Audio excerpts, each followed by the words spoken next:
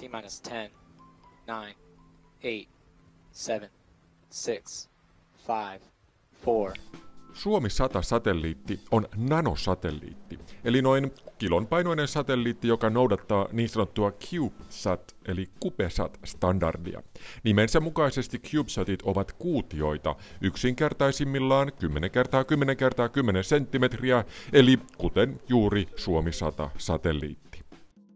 Suomen ensimmäinen satelliitti, Aalto-1, on kooltaan puolestaan 3 kuutiota ja Aalto-2 oli 2, eli näitä kuutioita lisäämällä enemmän tai vähemmän saadaan erikokoisia satelliitteja.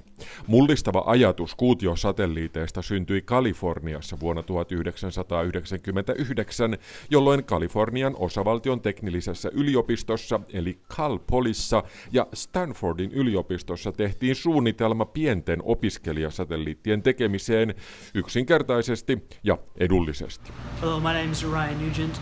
We're here at Cal Poly in the Advanced Technology Laboratories in room 15. This is where the CubeSat-standard essentially started.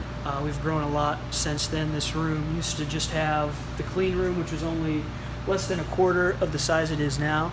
And it was back in the corner back over here with all of our students, all of our lab space in here. Now we have 2 labs, this lab and a lab in the building next door. To do engineering work, design work, and this is just for all of our flight integration and testing work as well.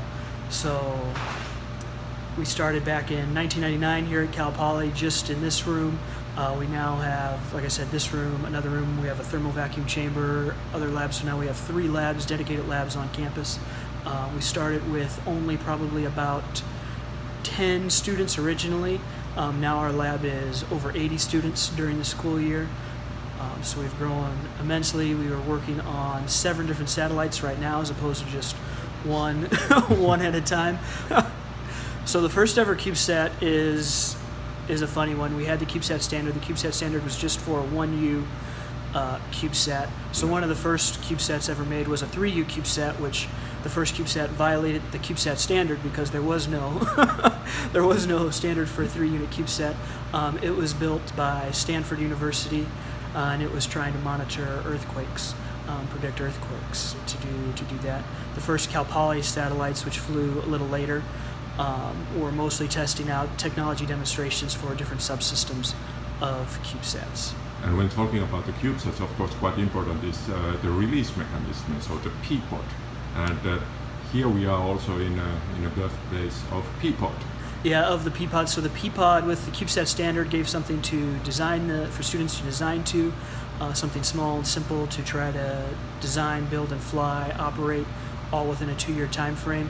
But to get them to fly, we designed the P-pod, which was a box to contain everything, so that when they piggybacked, rode on other bigger satellites missions, the rocket and the bigger satellite mission would feel okay flying these university satellites, because if they were to fall apart, the P-pod would contain that. So we've built these very strong boxes, very well over-designed, so that all that mattered to the launch vehicle was the P-pod, the box, and not what was in the box. So we could put anything in the box, but all the launch vehicle cared about, all the primary satellite cared about, was just the box.